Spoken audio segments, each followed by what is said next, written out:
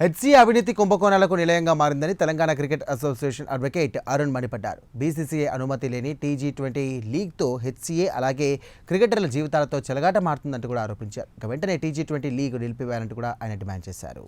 నిన్న వివేక్ వెంకటస్వామి గారు press meet పెడుతూ వారు చెప్పిన విషయాల్లో 2-3 క్లియర్గా అర్థమైన ఏంటంటే దిస్ ఈజ్ వైట్ కాలర్ క్రిమినలిజం. ఎందుకంటే వాళ్ళకు కింద వచ్చిన జడ్జ్మెంట్స్ ఇవన్నీ కొంచెం రివ్యూ చేయడం జరిగింది. సో ఇందులో ఏమన్నారు అని అంటే, మీరు 4 కోట్లు 2002లో పెట్టిరండి, ఇప్పుడు 69 కోట్లు తీసుకుంటున్నారు. ఎంత పర్సెంటేజ్ ఆఫ్ ఇంట్రెస్ట్ అది? యాన్యువల్గా ఆల్మోస్ట్ 68 to 70% ఆఫ్ ఇంట్రెస్ట్. ఏ బిజినెస్లో ఇంత ఇన్కమ్ వస్తుంది? మీరు ప్రెసిడెంట్గా ఉన్నప్పుడు ఎందుకు క్లియర్ చేసుకోలేదు? రెండోది, వారి ప్రాతినిధ్యం ఉన్న నియోజకవర్గానికి వెళ్ళి ఒక 2 టీచర్లతో మాట్లాడడం జరిగింది. వాళ్ళు అంటారు, అమ్మో పిల్లలు కిట్ బ్యాగులు తెస్తలే, మొత్తం బ్యాగులు బంద్ చేసి కిట్ బ్యాగ్లే తెస్తున్నారు. ఈయన 4 ఏళ్ళకెళ్ళి టోర్నమెంట్ పెడుతున్నారు. ఎంత అవగాహన రాహిత్యం అంటే, టోర్నమెంట్ పెట్టంగానే క్రికెట్ సెలక్షన్లు అయిపోతాయండి.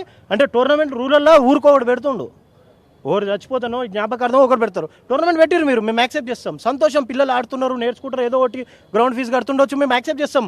మీరు పెట్టిన కోచ్ లేరు, వాళ్ళకి ఇచ్చిన ట్రైనింగ్ ఏంది? వాళ్ళు హైదరాబాద్ వాళ్ళతో ఎట్లా కాంపిటీట్ అవుతారు? ఇది కదా మేము క్వశ్చన్ చేస్తున్నది.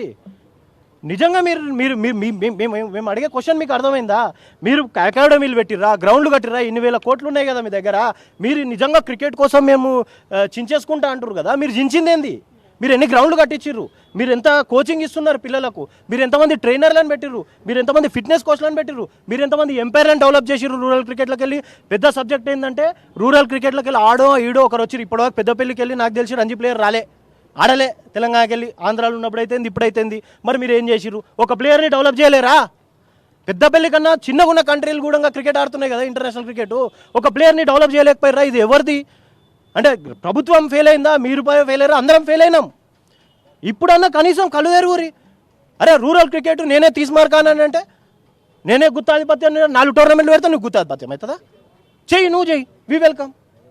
పెట్టేది ఉంటే పెట్టు, వి వెల్కమ్.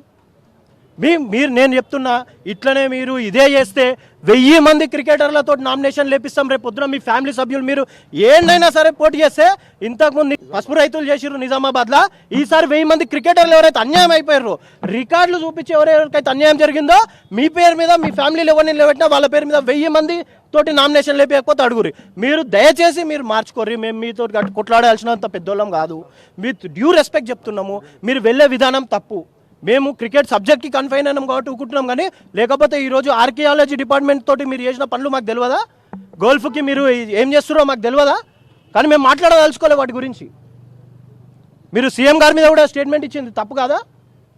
చెప్పించిరుగా, మరి ధైర్యం ఉంటే ఆధారాలు చూపించాలి. మీరు కూడా మీరు ఇప్పించింది కాదా? మీ తొత్తు కాదా మాట్లాడింది? మరి మీరు కూడా చూసుకోవాలి కదా డైరెక్షన్స్. సో ఇది ఒక్కటి చెప్పాలనుకున్నాం.